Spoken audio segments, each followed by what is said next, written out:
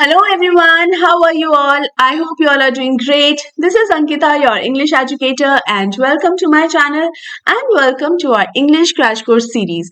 आज हम हमारे क्रैश कोर्स सीरीज में एक और कदम आगे बढ़ेंगे और जानेंगे द बॉल पोअम के बारे में। नाउ ये पोअम जो है वो बात करती है हमारे चाइल्डहुड डेज के बारे में, चाइल्डहुड मेमोरीज के बारे में। और अगर हमसे हमारी कोई बहुत ही करीबी चीज या हमारी बहुत ही पसंदीदा चीज अगर हमसे बिछड़ जाए तो उस समय हमें कैसा लगता है। तो इन सभी टॉपिक्स को लेकर, इन सभी पॉइंट्स के बारे में ये पोअम बात करती है। थोड़ी सी सैड पोअम है लेकिन काफी इंटरेस्टिंग भी है और काफी कुछ सीखने को मिलता है इस पोअम से। तो अगर आप भी तैयार हैं वो काफी कुछ सीखने के लिए तो जल्दी से हम इस पोअम की तरफ बढ़ते हैं। लेकिन उसके पहले आपको इस वीडियो को लाइक कर देना है, ज्यादा से ज्यादा शेयर कर देना है ताकि मैक्सिमम स्टूडेंट्स तक ये वीडियो पहुंच सके।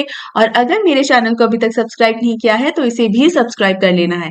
ऑलराइट स्टूडेंट्स, तो अब हम बढ़ते हैं हमारी पोअम की तरफ जिसका टाइटल है the ball poem. Alright students, अब हम स्टार्ट करते हैं हमारी द बॉल पोअम जिसे लिखा है जॉन बेरीमैन ने। इस पोअम की बेटर अंडरस्टैंडिंग के लिए जरूरी है कि हम इस पोएट के बारे में भी थोड़ा सा जानें। जॉन बेरीमैन जब सिर्फ 9 या 10 साल के थे तब उन्होंने अपने पिता को खो दिया था। He lost his father when he was only 10 years old. तो ये परमानेंट सेपरेशन का जो दुख होता है वो जॉन बेरीमैन ने बहुत ही कम उम्र में समझ लिया था।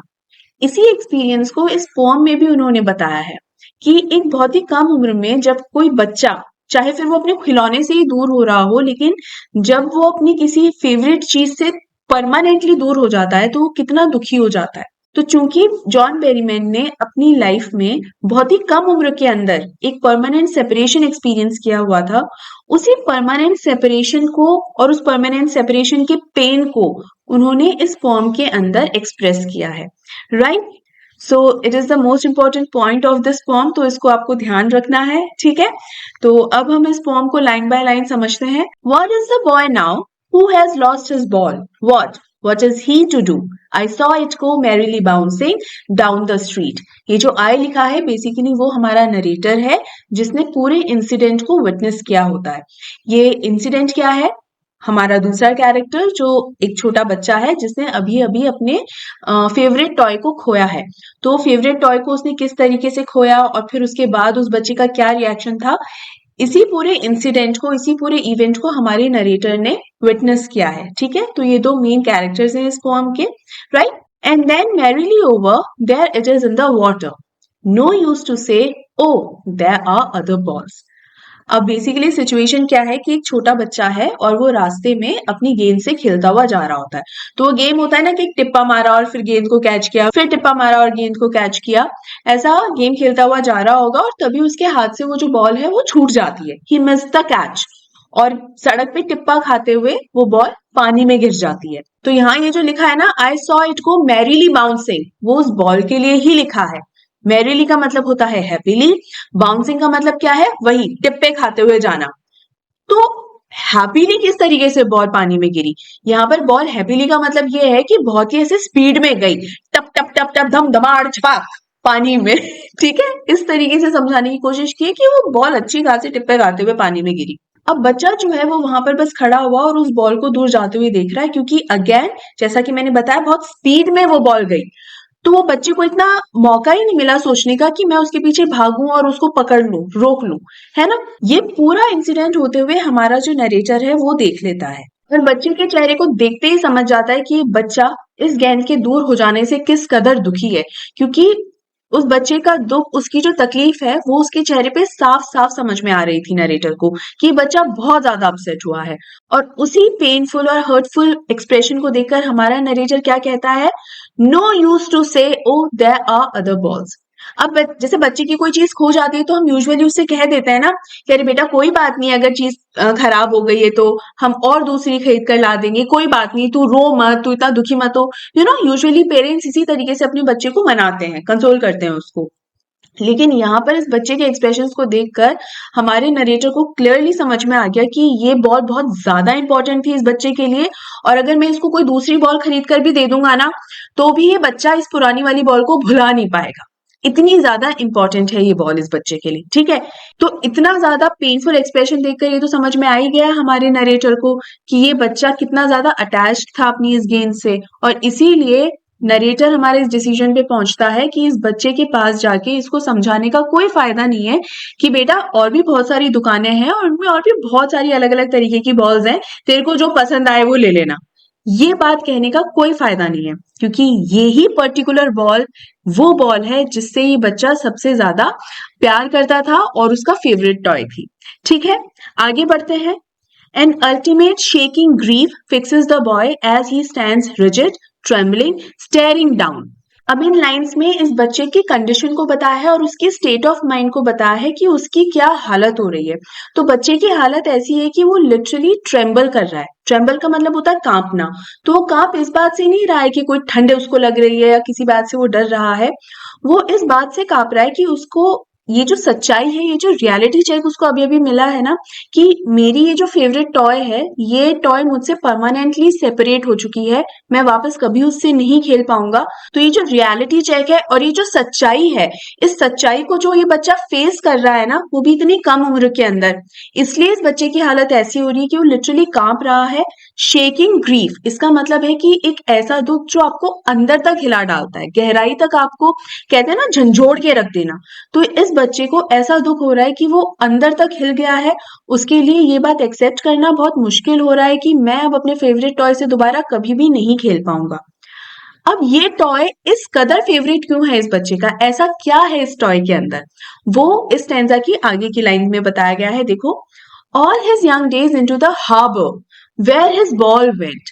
ऑल हिज यंग डेज का मतलब है चाइल्डहुड डेज, यानी ये जो गेंद है या ये जो बॉल या खिलौना जो है, ये सिर्फ कोई खिलौना नहीं है। It is not just one of the toys और it is not just a favourite toy. No, it's not just that. ये उसके पूरे चाइल्डहुड मेमोरीज हैं, ये उसका पूरा बचपन है। और वो अपने बचपन को अपनी आंखों के सामने उस हार्बर में, उस पानी में जाते हुए देख रहा है और वो कुछ भी नहीं कर पा रहा है। हार्बर का मतलब क्या होता है? पोर्ट, जहां पर जहाज आके रुकता है, राइट। तो उस पानी में जाते हुए देख रहा है उस बॉल को। तो इस बच्चे के लिए वो सिर्फ कोई खिलौना नहीं है, वो उसका पूरा का पूरा बचपन है, उसके बचपन की यादें हैं। अब देखो, जो बचपन की यादें होती है ना, वो बहुत बहुत ज्यादा इंपॉर्टेंट होती हैं। जैसे अगर मैं अपनी बचपन की बात बताऊं तो बर्थडेज जब होते थे तो बहुत अच्छे अच्छे गिफ्ट्स मिलते थे। उसमें से जो मेरे फेवरेट गिफ्ट्स हुआ करते थे ना, वो ग्रीटिंग कार्ड हुआ करते थे जो मेरे फ्रेंड्स अपने हाथों से बनाते थे। जैसे कुछ लोग डॉल्स लेकर आते थे, कुछ ड्रेसेस लेकर आते थे, ठीक है। लेकिन कुछ फ्रेंड्स ऐसे थे जो अपने हाथों से ग्रीटिंग कार्ड्स बनाकर लेकर आते थे और उनको मैंने आज तक रखा है। अब मेरे लिए वो बहुत ही प्रेशियस है, बहुत अनमोल है। आई एम श्योर आप लोगों के लिए भी कुछ ना कुछ ऐसी चीज आपके बचपन की होगी जो आपके लिए बहुत ज्यादा इंपॉर्टेंट है। वो कुछ भी हो सकता है, हो सकता है कोई गिफ्ट हो सकता है आपकी कोई फेवरेट ड्रेस ही क्यों ना हो, है ना। तो आप मुझे कमेंट करके बताओगे कि आपकी वो बचपन की कौन सी ऐसी फेवरेट याद है, ऐसी कौन सी मेमोरी है, या ऐसी कौन सी वो पर्टिकुलर चीज है जो आपके लिए बहुत ज्यादा कीमती है। ठीक है, मेरे लिए तो वो ग्रीटिंग कार्ड्स है जो मैंने आपको अभी बताया। तो इस बच्चे के भी ये जो चाइल्डहुड डेज होते हैं ना, चाइल्डहुड मेमोरीज, वो इतनी ज्यादा इम्पोर्टेंस रखते हैं और हम सभी के लिए इम्पोर्टेंस रखते हैं, राइट। तो वो सब चीजों को वो उस पानी में जाते हुए देख रहा था और कुछ भी कर नहीं पा रहा था। तो यहाँ हमारे जो पोएट है ना, जॉन बेरीमैन, वो ये भी बताने की कोशिश कर रहे हैं कि अगर हमारी कोई फेवरेट चीज हमसे परमानेंटली बिछड़ जाती है, ये जो परमानेंट सेपरेशन होता है ना, परमानेंट सेपरेशन, ये बहुत ही तकलीफदायक होता है। It's not easy to handle that pain. John Berryman ने भी बचपन में अपने पिता को खो दिया था, बहुत कम उम्र में अपने पिता को खो दिया था। तो उनको इस परमानेंट सेपरेशन की तकलीफ का ऑलरेडी एहसास है, वो ऑलरेडी इस एक्सपीरियंस को झेल चुके हैं और उसी एक्सपीरियंस को इस पोम के अंदर उन्होंने एक्सप्रेस किया है। ठीक है, और यहाँ पर इस खिलौने से बिछड़ जाने पर इस बच्चे को जो तकलीफ हो रही है, वो एक्चुअली सिर्फ वो खिलौना नहीं है, ये वो यादें हैं बचपन की जिससे ये बच्चा हमेशा के लिए बिछड़ रहा है। Again, permanent separation. तो ये परमानेंट सेपरेशन जो है, ये बहुत ही इंपॉर्टेंट पॉइंट है इस पोएम के अंदर।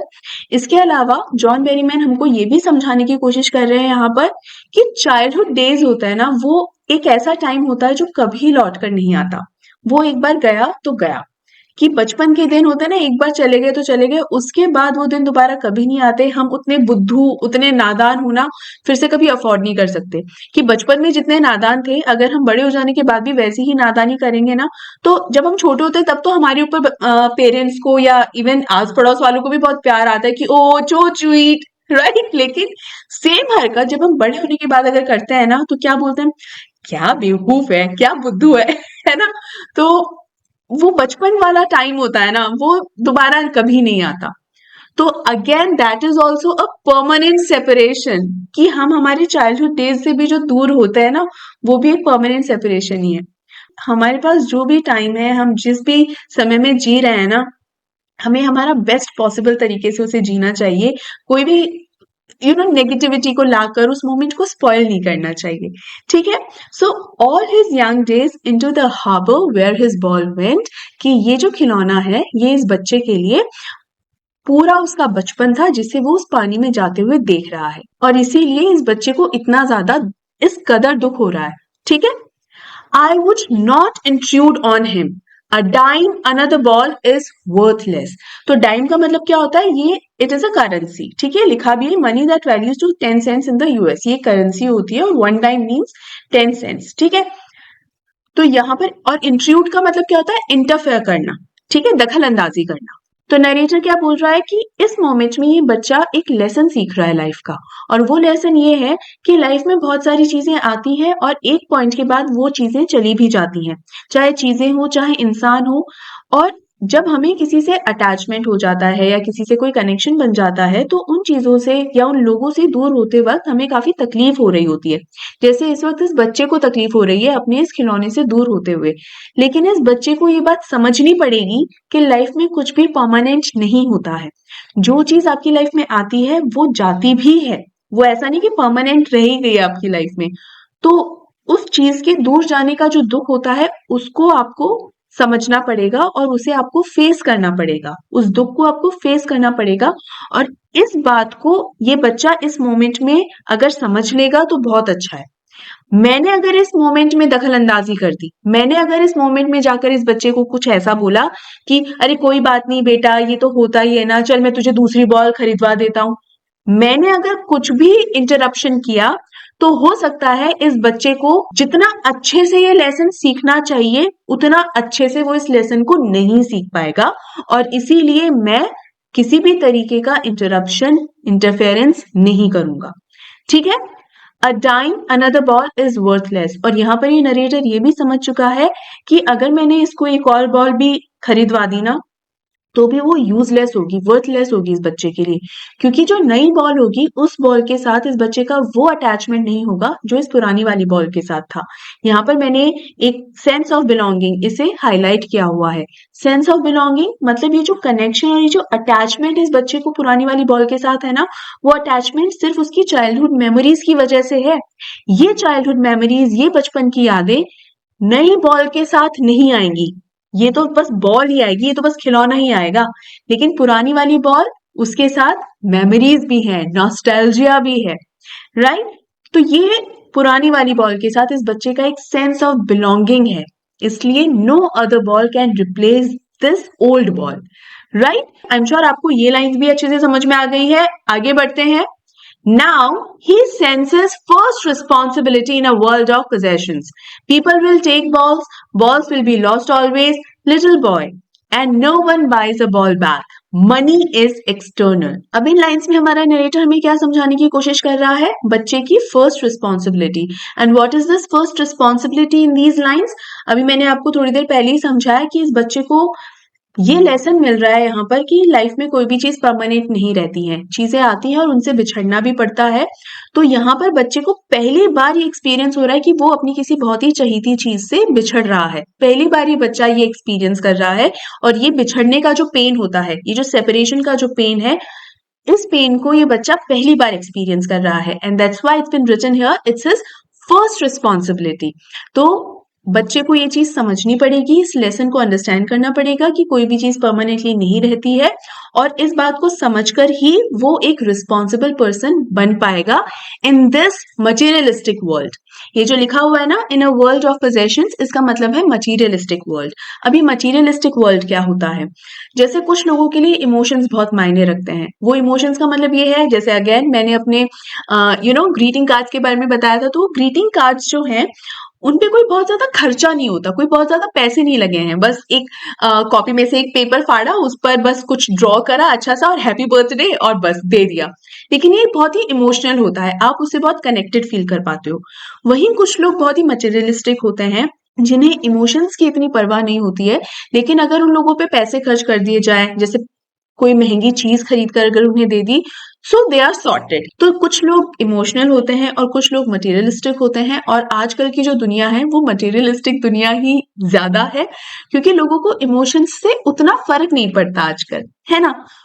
तो ऐसी मटेरियलिस्टिक दुनिया में, या in such a world of possessions, this boy has to sense this responsibility. ठीक है, so people will take balls, balls will be lost always little boy. इसका मतलब ये है कि ये जो बॉल्स वर्ड यहाँ पर है वो क्या सिग्निफाई कर रहा है, उन सभी चीजों को, उन सभी लोगों को जो आपकी लाइफ में आते हैं और एक पॉइंट के बाद चले जाते हैं फॉर वॉट एवर रीजन। कई बार मान लीजिए ट्रांसफर हो जाता है पापा का, तो आप लोग पापा के साथ दूसरे शहर में चले जाते हैं, तो जितने भी फ्रेंड्स आपके पहले होते हैं वो फ्रेंड्स आप हमेशा के लिए दूर हो जाते हैं आप उनसे। ठीक है, आप सोचते हैं कि हम फोन पर बात करेंगे और कनेक्शन रहेगा, लेकिन वो नहीं हो पाता है। तो कई बार तो ऐसा सेपरेशन होता है, और कई बार सेपरेशन कैसा होता है कि अगर किसी की डेथ हो गई, या कोई चीज जो आपको बहुत फेवरेट चीज हो, जैसे यहाँ पर इस बच्चे का वो जो खिलौना है वो फेवरेट है, मान लो वो खिलौना टूट जाए, या इस बच्चे का खिलौना जैसे पानी में गिर गया, ऐसे वो परमानेंटली दूर हो जाए, तो ऐसा परमानेंट सेपरेशन भी होता है।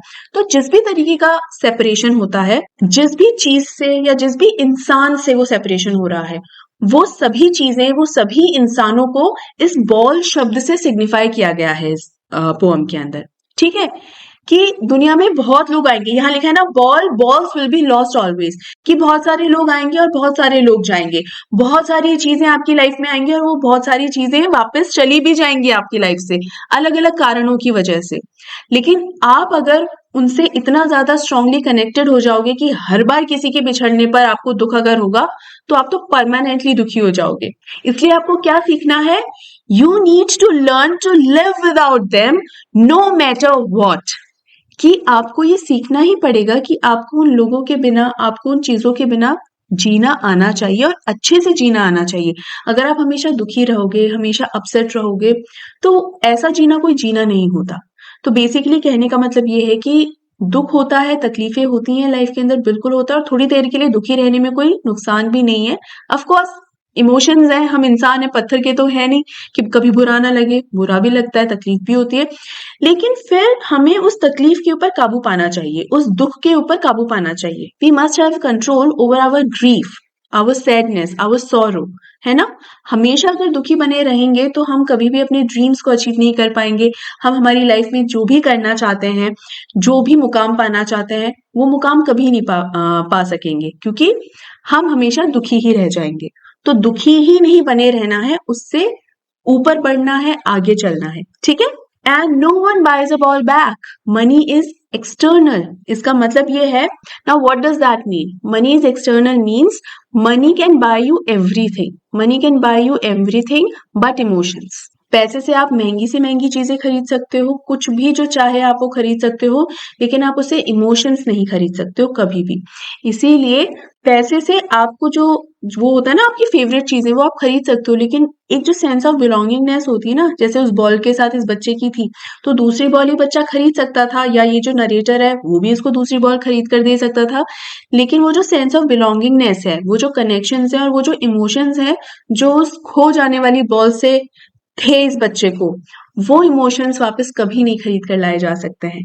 ठीक है, तो यहाँ पर बेसिकली ये समझाया जा रहा है कि आपको इतना स्ट्रांग होना पड़ेगा कि जब आप अपनी किसी चहीती चीज से भी अगर बिछड़ रहे हो ना, तो आप उस पेन को सह पाओ। क्योंकि अगर आप हमेशा उदास ही रह गए ना, उदास हो जाओगे और कभी उस उदास से ऊपर नहीं उठ पाए अगर, तो आप अपनी लाइफ में कुछ नहीं कर पाओगे। अगर आप उदास ही रह गए तो आप उदास ही रह जाओगे, और एक उदास इंसान के आसपास भी उदासी ही रहती है। ठीक है, और उदासी यहाँ पर नेगेटिविटी को ही दिखा रही है ना। So if you are negative, you can never think positively, and a person without a positive thinking cannot achieve anything. ठीक है, तो आई एम श्योर आपको ये लाइंस भी क्लियर हो गई होंगी। अब हम बढ़ते हैं इस पोएम की लास्ट 4 लाइंस की तरफ। He is learning well behind his desperate eyes the epistemology of laws. how to stand up, knowing what every man must one day know, and most know many days, how to stand up. Epistemology of loss का क्या मतलब होता है? जब कोई चीज खो जाती है या अगेन वो जो सेपरेशन हो जाता है, उस सेपरेशन की जो अंडरस्टैंडिंग होती है, that is epistemology of loss. तो यहाँ पर जो बच्चा है वो क्या कर रहा है? हिज डेस्परेट आईज, यानी अभी भी वो उस बॉल को देख रहा है, अपने फेवरेट टॉय को देख रहा है वहां पर, तो उसकी आंखों में अभी भी पेन नजर आता है, हर्ट नजर आता है कि वो दुखी है, ये समझ में आता है उसकी आंखों से. But at the same time ये भी समझ में आ रहा है कि ये बच्चा सीखने की कोशिश कर रहा है, एक्सेप्ट करने की कोशिश कर रहा है इस सच्चाई को कि हाँ, मेरा फेवरेट टॉय मुझसे दूर हो चुका है और अब कुछ नहीं हो सकता, मुझे इस बात को मानना ही पड़ेगा कि हाँ, ये चीज मेरे से हमेशा के लिए दूर हो चुकी है. ठीक है, तो ये जो लर्निंग प्रोसेस है इस बच्चे की वो भी चल रही है. सो ही इज लर्निंग, वो समझ रहा है और सीख रहा है इस टाइम पे. Well behind his desperate eyes the epistemology of loss, और उसकी आंखों में ये समझ में आ रहा है कि ये बच्चे का ये जो लॉस हुआ है वो इस लॉस को अंडरस्टैंड करने की भी कोशिश कर रहा है. How to stand up knowing what every man must one day no.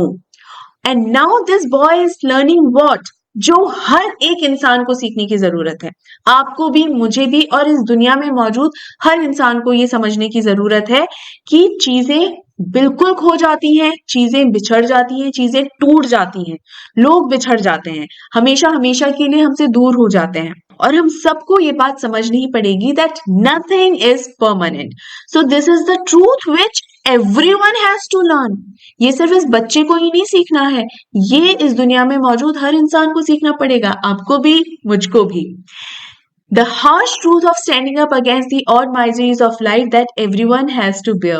अब I know कई बार हमको ये भी लगता है कि this is so unfair, क्यों ये जरूरी है कि हर कोई भी चीज परमानेंट नहीं होती, अगर कोई चीज हमारी फेवरेट है तो क्यों हमेशा वो हमारे पास नहीं रह सकती. This is so unfair. बिल्कुल हमें ये बहुत unfair लगता है, but this is the reality बेटा, this is the harsh truth that we all have to accept, चाहे हमें पसंद आए या ना आए. Now the boy would have understood the true meaning and nature of loss. यहाँ पर जो बच्चा है वो क्या सीख रहा है कि एक्चुअल में किसी चीज के खो जाने का एहसास क्या होता है, वो दुख क्या होता है ना. अभी तक तो हमने सिर्फ बोल बोल के या शायद उसने कहीं सुन सुन के ही समझा होगा कि अच्छा कुछ चीज खो जाती है तो ऐसा होता है. But this is the time when he is actually experiencing it, and that is why now he knows the nature of loss. अब उसे पता है कि एक्चुअल में जब कोई आपकी पसंदीदा चीज खो जाती है या आपसे दूर हो जाती है तो एक्चुअल में वो कितनी तकलीफ देती है. ठीक है, तो बेटा ये यहाँ पर हमारी पूरी पोम कंप्लीट होती है. यहाँ पर ये पोम जो है वो डिफरेंट स्टैंजाज में नहीं है, एक सिंगल लाइन पोम कह सकते हैं हम इसको. सिंगल लाइन तो नहीं कहना चाहिए, लेकिन यहाँ पर 18 लाइंस है शायद इस पोम में, डिफरेंट स्टैंजाज नहीं है. ठीक है, तो यहाँ पर ये पोम का एक्सप्लेनेशन कंप्लीट होता है एंड आई एम श्योर आपको ये अच्छे से समझ में आ गया होगा. अब हम बढ़ते हैं इस पोम की थीम और मैसेजेस की तरफ. तो मुझे यहाँ इस साइड से शिफ्ट होके दूसरी साइड पे जाना पड़ेगा, तो मैं आ गई हूँ दूसरी साइड पे ताकि आपको जो कंटेंट है वो भी क्लियरली दिख जाए. तो इस पोम की थीम क्या है? The poem is about losing something which we love and then learning to grow up. The experience of losing something for the first time is a learning process. So what it is like to experience grief after the loss of a much beloved possession, which is in this poem a toy, the ball. तो basically यही theme है इस pome की कि आपकी कोई बहुत चहीती चीज जिसे आप बहुत प्यार करते हो, जो आपके दिल के बहुत करीब है, अगर वो खो जाए तो उस तकलीफ को एक्सपीरियंस करना कैसा होता है. और इस पोम में वो चीज क्या है? इस बच्चे का एक खिलौना है, अ बॉल. राइट, तो it is the theme of this poem. Now the message of this poem that life is full of loss. कि दुनिया में बहुत सारे, जिंदगी में बहुत सारे आपको तकलीफें आएंगी, लॉसेस होंगे बहुत सारे, लेकिन हमें उन लॉसेस को एक्सेप्ट करते हुए आगे बढ़ना है. हमें समझना पड़ेगा कि हाँ भाई लॉसेस तो होते ही हैं. ठीक है, so learn from those losses and keep moving forward. ठीक है, नाउ राइम स्कीम. इस पोम में कोई राइम स्कीम नहीं है, ये एक फ्री वर्स है. जिस पोम में राइम स्कीम नहीं होती है उसे फ्री वर्स कहा जाता है. ठीक है, अब बढ़ते हैं हम पोएटिक डिवाइसेस की तरफ. पोएटिक डिवाइसेस मैंने आपको पहले भी समझाया है पिछली पोम्स के अंदर, एक बार फिर से यहाँ बता देती हूँ कि कोई भी इंसान एक अपनी बात को, या कोई राइटर अगर है तो अपनी बात को एक बहुत ही गहरा, बहुत ही बड़ा और ब्यूटीफुल मीनिंग देने के लिए पोएटिक डिवाइसेस का इस्तेमाल करता है। जैसे मैं अगर डायलॉग्स की बात करूं, मैंने एक बार सनी देओल के डायलॉग का भी एग्जाम्पल दिया था, फिर से वो सिमिलर से एग्जाम्पल देती हूँ कि मान लीजिए अगर डायलॉग होता कि मैं देख तेरे को इतना ज्यादा मारूंगा ना, इतना ज्यादा मारूंगा ना कि मैं तेरे को जान से ही मार डालूंगा। ठीक है, ये बोल दिया डायलॉग कि भाई दुश्मन से बात हो रही है और मैंने उसको बोल दिया कि भाई तू ज्यादा बकवास की ना तो मैं तुझे जान से मार डालूंगा। ठीक है, एक तरफ तो ये बोलता, लेकिन दूसरी तरफ क्या है कि 2.5 किलो का हाथ किसी पे पड़ता है तो आदमी उठता नहीं, उठ जाता है। Just look at the difference. अब आप मुझे बताओ, वो जो पहली वाली बात है और दूसरी वाली बात है, उसके अंदर मीनिंग में कोई डिफरेंस नहीं है कि भाई दोनों में जान से मार देने वाली बात ही है, बट जिस तरीके से एक एक्सप्रेशन आ रहा है और वो होता है ना जो तालियां बजती हैं, सीटियां मारते हैं सब लोग, वो तो सेकंड वाली बात पर ही होगी। सो this is the use of a poetic device, जब अपनी बात को एकदम ऐसे सिंपलिसिटी के साथ नहीं, बहुत ही शानदार तरीके से और भी ब्यूटीफुल और इंटेंस तरीके से कहनी हो, तो उसे ही पोएटिक डिवाइस कहते हैं। ठीक है, तो जिन पोएटिक डिवाइसेस का इस्तेमाल इस पोएम में हुआ है वो है symbolism, metaphor, alliteration, repetition and personification. इन सभी पोएटिक डिवाइसेस को मैं पिछली पोएम्स में भी समझा चुकी हूँ, एक बार हम फिर से इस पोएम में समझेंगे। सबसे पहले सिंबलिज्म। सिंबलिज्म का मतलब होता है प्रतीक होना। जैसे शांति का प्रतीक क्या होता है? व्हाइट पिजन या डव। व्हाइट कलर शांति को भी दिखाता है और प्योरिटी को भी दिखाता है, राइट। ये एक ऐसा सिंबल है जो all over the world same he meaning बताता है। यानी ऐसा नहीं है कि भारत में तो व्हाइट कलर का मतलब है प्योरिटी एंड पीस, लेकिन एंटार्क्टिका में जाओगे तो वहां के लोग कहेंगे, मतलब लोग क्या, वहां की पेंगुइन्स कहेंगी नहीं नहीं नहीं नहीं, हमारे यहाँ पर तो व्हाइट कलर का मतलब है कि अब युद्ध शुरू होगा। तो ऐसा तो नहीं है ना। तो कुछ सिंबल्स ऐसे होते हैं जिनका all over the world same he meaning होता है। कुछ सिंबल्स ऐसे होते हैं कि जब हम लोग बात कर रहे होते हैं ना, तो उसी वक्त हम अपनी कन्वर्सेशन के अकॉर्डिंग वो सिंबल हम यूज कर लेते हैं। तो इसी तरीके से पोएट्स भी अपनी पोएम में इस तरीके से सिंबल्स का इस्तेमाल करते हैं, जो कि बिल्कुल जरूरी नहीं कि पूरी दुनिया में ऑल ओवर द वर्ल्ड उसका सेम ही मीनिंग हो। जैसे इस पोएम के अंदर बॉल इज द सिंबलिज्म।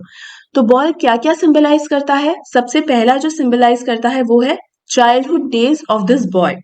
ये लड़का जिसने अपनी गेंद खो दी है और अपने गेंद से परमानेंटली सेपरेट हो गया है, उसी तरीके से वो अपनी चाइल्डहुड से भी परमानेंटली सेपरेट हो गया है। So this ball is not just a toy, this ball is symbolising this boys entire childhood. ठीक है, सारी जो चाइल्डहुड मेमोरीज हैं वो सब सिंबलाइज करती है ये बॉल। ठीक है, तो पहला सिंबलाइज तो ये है। दूसरा क्या सिंबलाइज कर रहा है? The possessions. तो पोजेशंस एंड बिलोंगिंग्स, ये भी मैंने आपको समझाया था कि आपकी जितनी भी बिलोंगिंग्स हैं या आपकी जितनी भी चीजें हैं, तो वो चीजें चाहे सामान हो सकता है, कोई मटेरियलिस्टिक चीज हो सकती है, या इंसान हो सकते हैं, रिलेशनशिप्स हो सकती हैं। तो चाहे चीजें हो, सामान हो, इंसान हो, रिलेशनशिप्स हो, कुछ भी हो, किसी भी तरीके की आपकी जो बिलोंगिंग होती है उसको भी रिप्रेजेंट कर रही है बॉल। क्योंकि जैसा मैंने आपको पोएम में बताया दैट नथिंग इज परमानेंट, तो चाहे कोई सामान हो, चाहे कोई इंसान हो, कोई रिलेशनशिप हो, वो हमेशा नहीं रहती, वो कभी ना कभी खत्म हो ही जाती है। ठीक है, जैसे ये बॉल हमेशा इस बच्चे के पास नहीं रही, दूर हो ही गई, वैसे ही बिलोंगिंग्स भी दूर हो ही जाती हैं कभी ना कभी। ठीक है, तीसरी चीज ये क्या सिंबलाइज करती है? It also symbolises the boy becoming a man. यानी ये लड़का जो है अब और मच्योर हो रहा है और रिस्पॉन्सिबल बन रहा है। ये पोएम में लिखा भी है, सेंसेस फर्स्ट रिस्पॉन्सिबिलिटी। उसका मतलब यही है कि भाई ये बच्चा जो है इसके चाइल्डहुड डेज अब खत्म होने पर आए हैं, और सिंस ये बॉल जिस तरीके से सेपरेट हो चुकी है, चाइल्डहुड भी सेपरेट हो चुका है, and this also symbolising that okay now is the time for you to become a responsible person, right. तो ये तीन चीजें हैं जो ये बॉल इस पोएम में सिंबलाइज करती है। ठीक है, नेक्स्ट इज मेटाफर। मेटाफर भी मैंने आपको कई बार पहले समझाया है। मेटाफर बेसिकली कोई भी दो ऑपोजिट या अलग अलग चीजों में एक डायरेक्ट कंपैरिजन होता है, और वो डायरेक्ट कंपैरिजन होता है उनकी क्वालिटी के बेसिस पे। जैसे यहाँ एग्जाम्पल दिया हुआ है, he has a heart of gold. तो इसके दिल को और जो सोने की या गोल्ड की जो क्वालिटी होती है, उस क्वालिटी को कंपेयर किया गया है कि जिस तरीके से गोल्ड बहुत ही शानदार होता है, अच्छा होता है, गोल्ड की क्वालिटी बहुत बेहतरीन होती है, उसी तरीके से इस इंसान के दिल की क्वालिटी बताई गई है कि ये इंसान दिल का बहुत अच्छा है। तो ये क्वालिटी को कंपेयर किया गया है और वो भी डायरेक्ट कंपैरिजन किया गया है। ये डायरेक्ट और इनडायरेक्ट में बच्चे बड़े कंफ्यूज होते हैं, तो वो समझ लीजिए कि एक तरफ मैं कहूँ कि यार आज तो तुम ना बिल्कुल महारानी जैसी लग रही हो, कितनी बढ़िया लग रही हो, क्या अच्छे से तैयार होकर आई हो। तो महारानी जैसी लग रही हो एक इनडायरेक्ट कंपैरिजन है। लेकिन मान लीजिए सामने वाली का बर्थडे है, भाई तुम जो कहोगी वही होगा, आज की महारानी तो तुम ही हो, तो ये तुम महारानी ही हो, महारानी जैसी नहीं, महारानी ही हो आज तो ये हो रहा है एक डायरेक्ट कंपैरिजन। तो ये जो डायरेक्ट कंपैरिजन होता है ना on the basis of quality is known as what, metaphor. इस पोम में क्या मेटाफर है? सबसे पहले स्टेंजा 2 में जो लाइन है, all his young days into the harbour where his ball went, ये मेटाफर क्या दर्शा रहा है कि जो बच्चे की बॉल खो गई है वो क्या दर्शा रही है? चाइल्डहुड डेज खो गए हैं बच्चे के, पूरा बचपन खो गया है बच्चे का। अब इस मोमेंट में क्या आप मेटाफर और सिंबलिज्म में कंफ्यूज हो रहे हैं कि मैम आपने जब सिंबलिज्म बताया वो भी यही बताया कि चाइल्डहुड डेज लॉस्ट हो गए, यहाँ पर भी आप यही बता रहे हो कि चाइल्डहुड डेज लॉस्ट हो गए?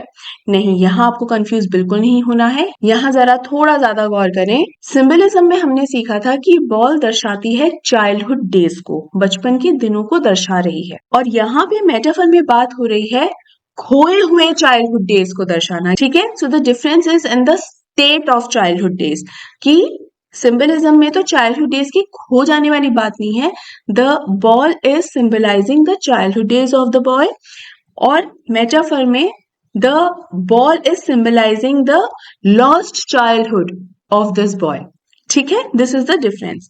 सेकेंड मेटाफर क्या है? Balls will be lost always. What does that mean? Balls will be lost always का मतलब ये है कि फ्यूचर के बारे में बता रहे हैं कि भविष्य में तुम्हारे जीवन में और भी बहुत सारी बॉल्स आएंगी, विच मीन्स और भी बहुत सारे पोजेशंस आएंगे, और भी बहुत सारी बिलोंगिंग्स आएंगी, और भी बहुत सारे रिलेशनशिप्स तुम्हारे होंगे। ठीक है, और एक पॉइंट ऐसा आएगा जब वो रिलेशनशिप्स खत्म भी हो जाएंगे, आप उन जो भी चीजें आपकी लाइफ में आएंगी उन चीजों से दूर भी हो जाओगे।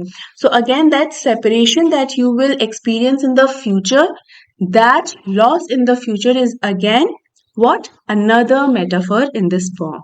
I'm sure बेटा यहाँ पर आपको समझ में आ गया होगा। अगर कंफ्यूजन है तो बिल्कुल पूछ लेना, कोई भी डाउट है तो कमेंट करके पूछ लेना, मैं फिर से एक्सप्लेन कर दूंगी। ठीक है, नेक्स्ट इज ऑलिट्रेशन। ऑलिट्रेशन तो हमने बहुत बेहतरीन तरीके से कई बार समझ लिया है। ऑलिट्रेशन का मतलब होता है कि एक लाइन में सारे वर्ड्स को आपको देखना है, हर वर्ड के पहले लेटर का साउंड देखना है, और वो साउंड अगर सेम साउंड रिपीट हो रहा है इट मीन्स व्हाट, कि ये एक ऑलिट्रेशन है।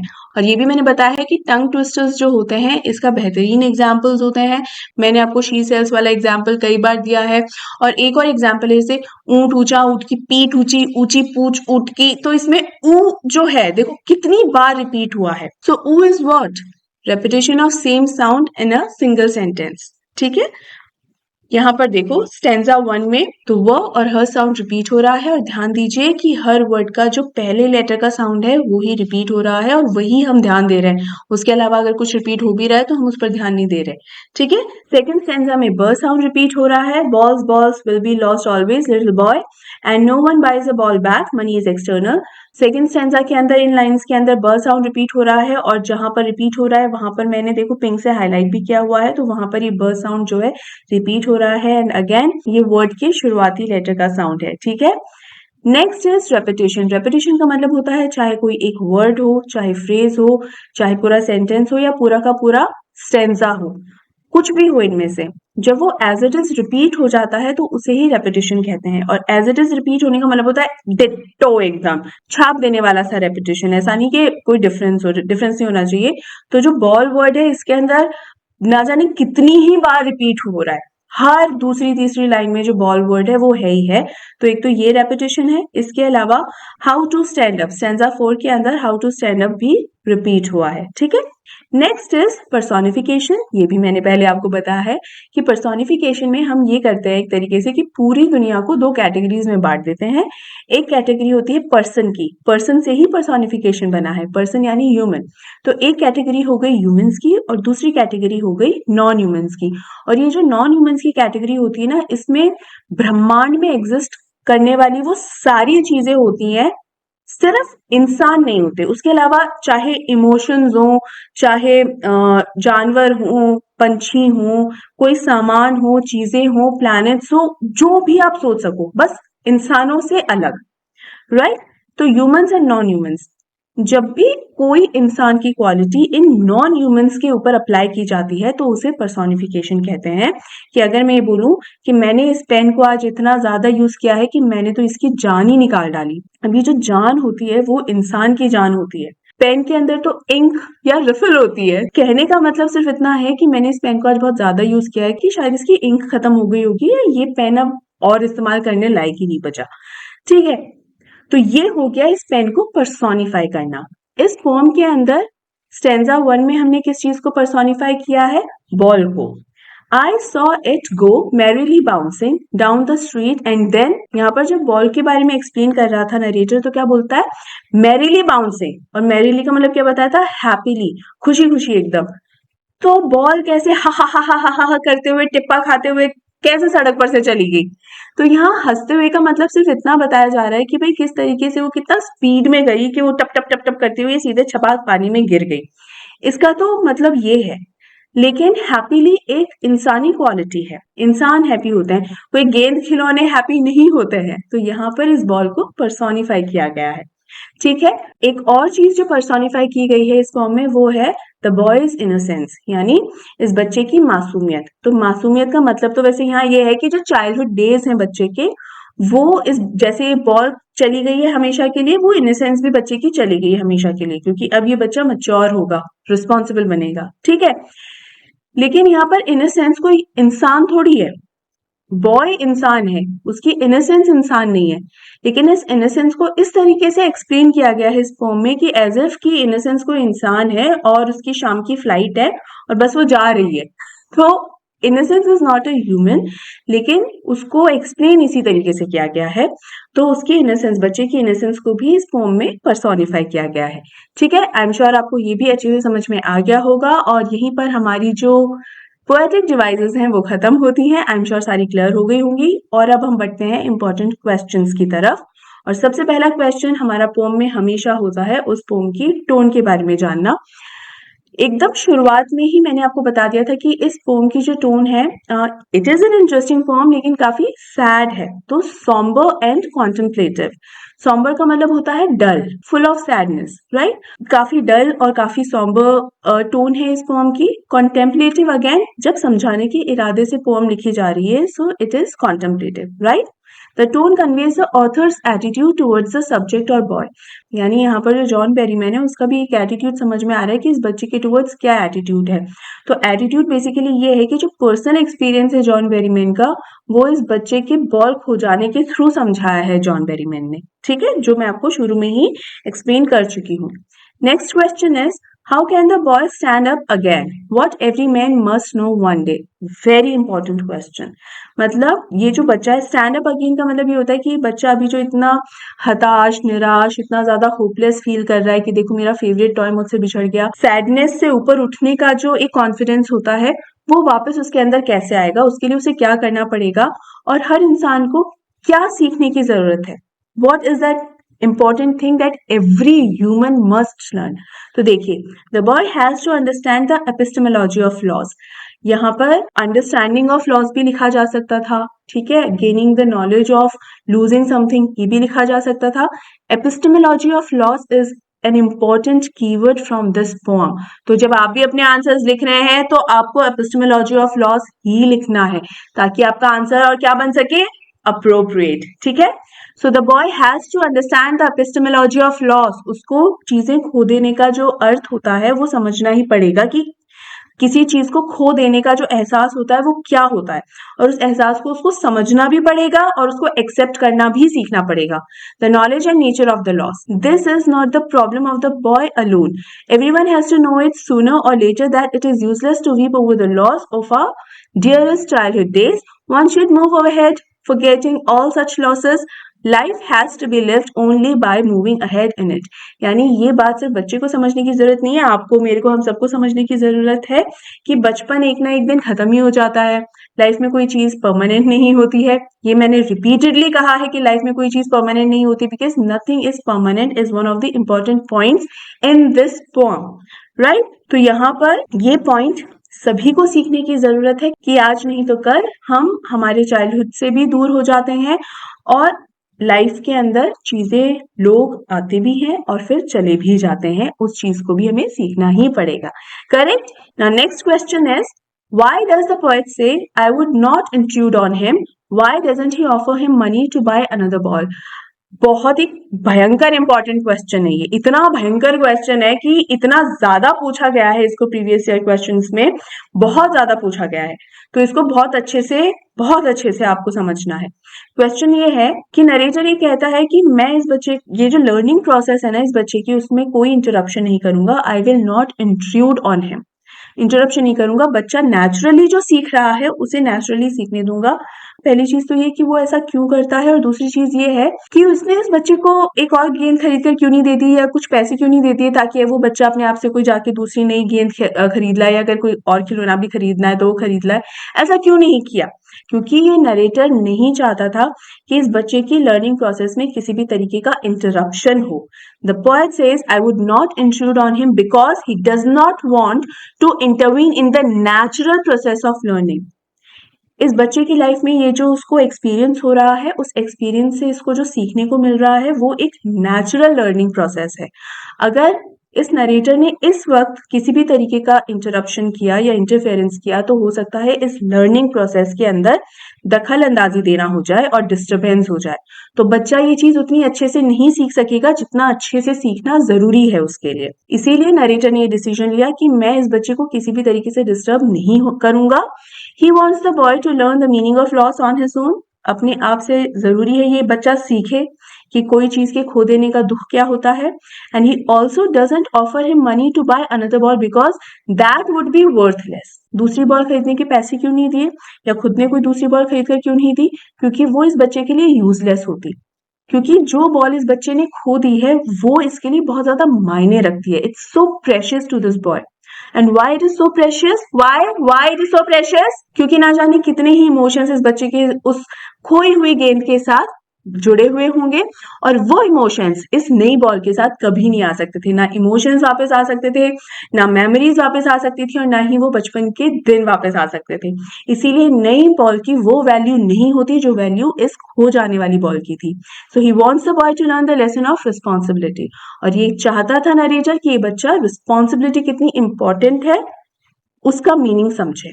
Right, so this was all about this poem students. ये पोएम के इंपॉर्टेंट क्वेश्चंस, पोएटिक डिवाइसेस और एक्सप्लेनेशन पूरी तरीके से यहाँ कंप्लीट होता है, एंड आई एम श्योर आपको ये अच्छे तरीके से समझ में भी आ गया होगा। And let me tell you one thing, मैंने आपको शुरू में भी कहा था, अभी भी बोल रही हूँ कि इस पोएम से बहुत कुछ ऐसा सीखने को है जो आप अपनी लाइफ में भी आप अप्लाई कर सकते हो, इम्प्लीमेंट कर सकते हो। ट्रस्ट मी, वो आपके लिए बहुत ज्यादा हेल्पफुल होगा। लाइफ में कोई भी दुख तकलीफ आती है तो हम कंप्लेनिंग नहीं होना चाहिए कि अरे मेरे साथ ही ऐसा क्यों हुआ, क्योंकि सिर्फ आपके साथ ऐसा नहीं है, सबकी लाइफ में प्रॉब्लम्स हैं, सबको स्ट्रगल करना पड़ता है। आपका अप्रोच उस प्रॉब्लम की तरफ कैसे है, that brings the whole difference. अगर आप उस चैलेंज को, अगर आप उस प्रॉब्लम को फेस करोगे तो आप उस प्रॉब्लम को हरा दोगे, लेकिन अगर आप उस प्रॉब्लम को अपने ऊपर हावी हो जाने दोगे कि अरे यार मेरी लाइफ में ऐसा क्यों हो रहा है, यार ये दुख काहे खत्म नहीं होता, अगर ये करने लग जाओगे तो वो प्रॉब्लम आपके ऊपर हावी होती चली जाएगी, and then forget about winning. फिर लाइफ में कुछ हो नहीं सकता, ठीक है, आप आगे नहीं बढ़ सकते और जो अचीव करना चाहते हो वो नहीं कर सकते, और आपको क्या करना है, अचीवर बनना है। So always always be positive, हमेशा प्रॉब्लम्स को फेस करो, चैलेंजेस को फेस करो, और डाउट हो तो वो मुझसे पूछ लो, ठीक है। तो कोई भी डाउट है इस पोएम से रिलेटेड बेटा तो मेक श्योर आप कमेंट करके मुझसे पूछ ले। और इस पोएम से रिलेटेड ही नहीं, हमने अभी तक सिलेबस में जितना भी पोर्शन कवर किया है, कहीं भी कोई डाउट आ रहा है तो बिल्कुल मुझसे पूछ लेना, मैं हमेशा आपके डाउट्स क्लियर करती हूँ, आप ये बहुत अच्छे से जानते हो, ठीक है। इसके अलावा स्टूडेंट्स इस वीडियो को लाइक कर दीजिए, ज्यादा से ज्यादा शेयर कर दीजिए ताकि मैक्सिमम स्टूडेंट्स तक ये पहुंच सके, और अगर अभी तक मेरे चैनल को सब्सक्राइब नहीं किया है तो प्लीज इसे सब्सक्राइब भी कर लीजिए। हम मिलते हैं जल्द ही अगले वीडियो में, तब तक अपना ध्यान रखिए, टेक केयर, गुड बाय।